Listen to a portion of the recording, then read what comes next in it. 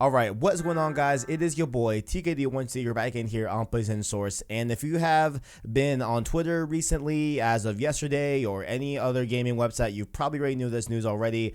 You've read the title, you've seen the thumbnail. Let's get right into how I feel about this whole topic. So it is official, Horizon Zero Dawn is coming natively to PC.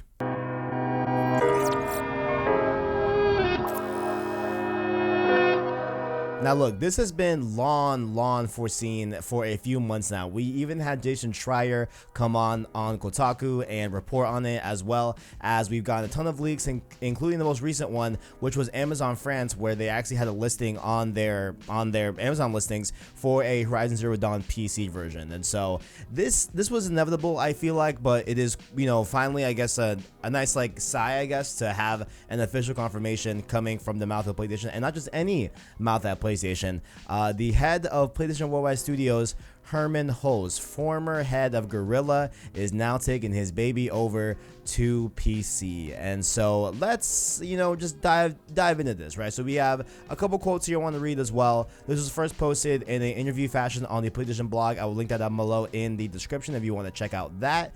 And also, just worth noting, if you have Steam installed and you're on PC, you can already see the games listed for Steam right now on Steam Live. And so let's go over some of these quotes here. So Herman Hulse says, quote, "Yes, I can confirm that Horizon Zero Dawn is coming to PC this summer. There will be more information coming from Guerrilla from the new studio directors Michael van der Loo, JB Van Beek, and Angie Smets. I know for a fact I definitely butchered those names. I apologize profusely. Again, links are in the description."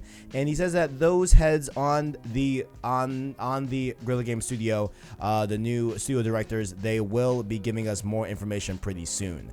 And then he also goes on to say here that, quote, "I think it's important that we stay open to new ideas and how to introduce more people to PlayStation and show people maybe what they've been missing out on." And so I do find it interesting that he wanted to throw that in there as a way to kind of, I guess, give his point of view in terms of hey, we're about to go into a new generation, and we want to kind of be open to how we can reach new people that have not touched PlayStation games this generation and stuff like that. And so while that I totally see, this topic is, at least for me, very much down the middle, right? In terms of I see both sides. I do lean on one side and do kind of more so agree on one side, but I would like to give the other side of that argument as well. And so of course this all stems from looking at how Xbox has dealt with their exclusives now, because when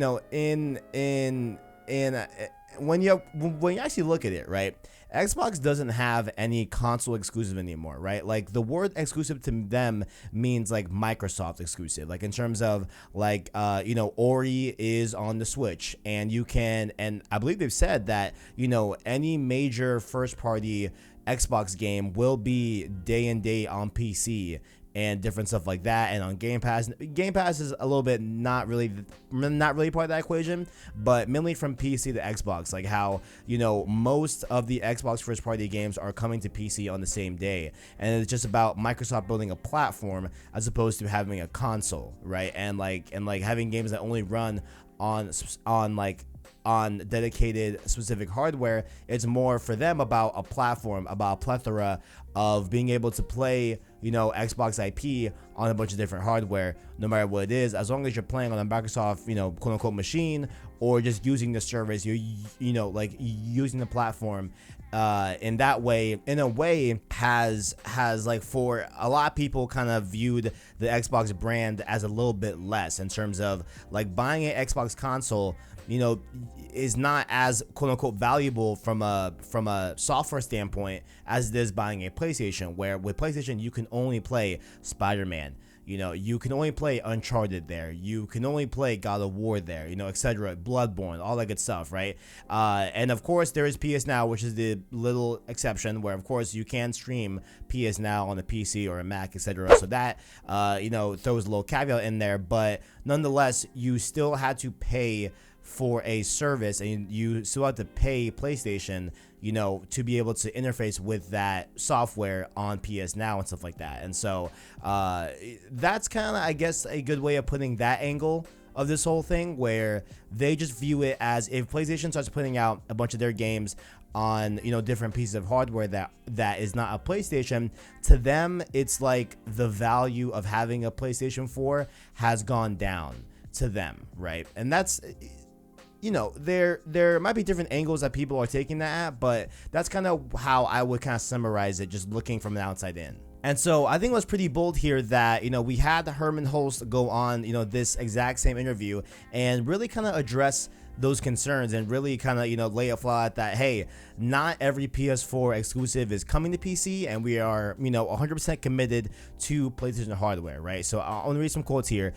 He says here, quote, "And to maybe put a few minds at ease, releasing one first-party AAA title to PC doesn't necessarily mean that every game now will come to PC. In my mind, Horizon Zero Dawn was just a great fit in this particular instance. We don't have plans for day-and-date PC releases, and we remain 100% committed to dedicated hardware." And so here's why I think this all makes sense, right? And I forgot where I said this. I think I said it, and I think I said this on a Save Slot podcast when we talked about, you know, Horizon coming to PC. We had a topic about rumors and stuff like that. But why I think Horizon Zero Dawn coming to PC makes the most sense to me, right? And why I feel like Dreams should also come to PC, right? Like, I feel like, you know, Horizon Zero Dawn and Dreams should definitely come to PC for a few reasons, right? One is because, well, let me just preface here. What I'm about to say is what I hope they're thinking, right? Like, what I have to say is what I hope their, you know, their mind space is and what their thought process is, right? So my thought process is that, all right, if you drop Horizon Zero Dawn on PC, right, and you let a whole nother market that has likely not played a PlayStation game, and, like, you know, not that every PC gamer doesn't have a PlayStation 4, but in the off chance that you have a PC and you don't have a PlayStation and you have not played Horizon Zero Dawn, right? If you're that person, right, and you are given the ability to buy Horizon Zero Dawn, you have heard about this game, you know it's great, by Guerrilla Games, their first outing outside of the first-person shooter genre, it's well-renowned, all that good stuff, right? You have been hearing all of that, you haven't been able to play it at all, right? So giving you the ability to play it, right? You play through it, you enjoy it, you love it, and then they announced Horizon Zero Dawn 2. But that is exclusive to PS5 for now. You know what I'm saying? Like, for the foreseeable future. Like that is your only avenue to get Horizon Zero Dawn 2, is likely going to be only on PS5, because as he said here before, and as, you know, I would even say before this whole quote, was that I highly doubt that PlayStation will ever drop day and day on PC. I don't think that's what they're going for. I don't think that is where they're wanting to take PlayStation as a brand, right? I feel like this is just a way to get more people out there that have not been exposed to PlayStation games, right? So they can have a new market, a new audience, and so forth. And plus, on top of this, right, when they put, you know, Horizon Zero Dawn on the PC, right, that's a whole market that has not bought Horizon Zero Dawn yet. That is another chance for them to put the game at 60 or put the game at 50 or put the game at 45 and sell those copies to a massive player base that potentially have not bought the game yet, right? And so they are able to have like a second boost of sales, you know, based off of that, right? And they can bring new people into the franchise and hopefully get those people that have played, you know, Horizon Zero Dawn on PC when it's all said and done. Likely and hopefully they will be, you know, convinced to buy a PS5 and buy Horizon Zero Dawn 2, thus bringing them into the fold of PlayStation. You know what I'm saying? Like, I feel like that is what they're going for. And if that's what they're going for, then I'm all for it. You know what I'm saying? Like, I think it's a great thing. And honestly, if it's not what they're going for, I really don't see the need to have a massive outcry. You know what I'm saying? Like, but I still understand that point of view of you feeling like the brand is losing its value if it's PlayStation, you know, IP that built this generation is going to different hardware. Like, I see where one could have that line of thinking, and I see that, right? And like, sometimes I even feel that, oh, okay, like, you know, there's times where I'm, you know, going back and forth in the debate, and I kind of feel for the other side as well. Like I get that, but I feel like overall what they've said here, and, you know, the the straight up, like, really direct quote that Herman Hulst has said, that this is not the case, right? Like we're not gonna be doing day and date, this is just like what he says here.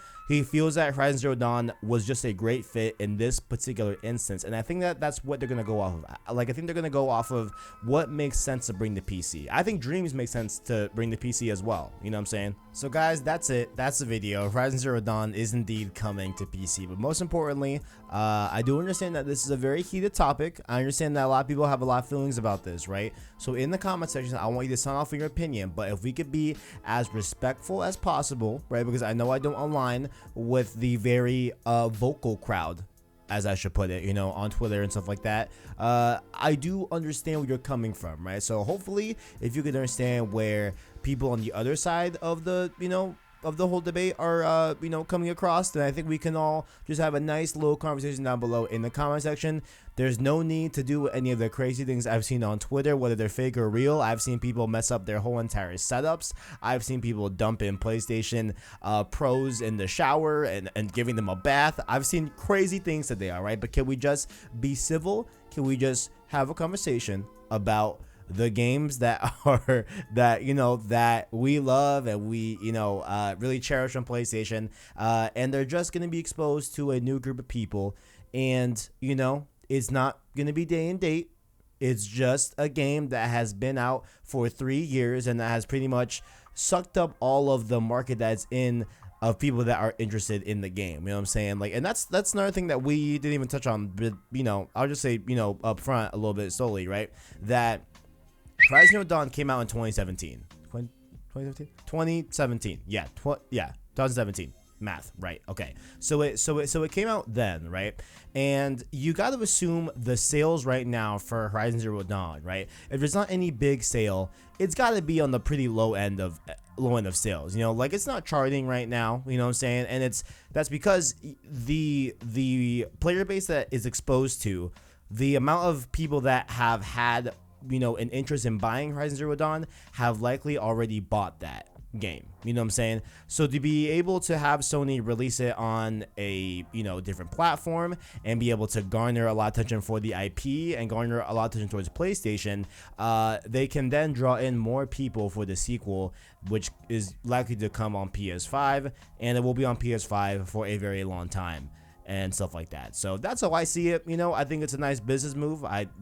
That's just how I see it. And at the end of the day, PlayStation is a business. They're out here to make money, and this is how you make money. You know what I'm saying? So it is what it is, right? But again, if we can keep the conversation civil down below in the comment section, I would love to sound off with you guys. Let me know your thoughts down in the comments below. And make sure also, while you are down there, to check out our description where you can find our Twitter, our Discord, as well as, of course, our anchor link down below to listen to our long-form content in podcast format. That, of course, being Save Slot Podcast, as well as, of course, Road to Part 2 and Road to Final Fantasy VII Remake as well down below. Make sure to go check out those podcasts and episodes on the channel, as well as, of course, on your favorite podcast service.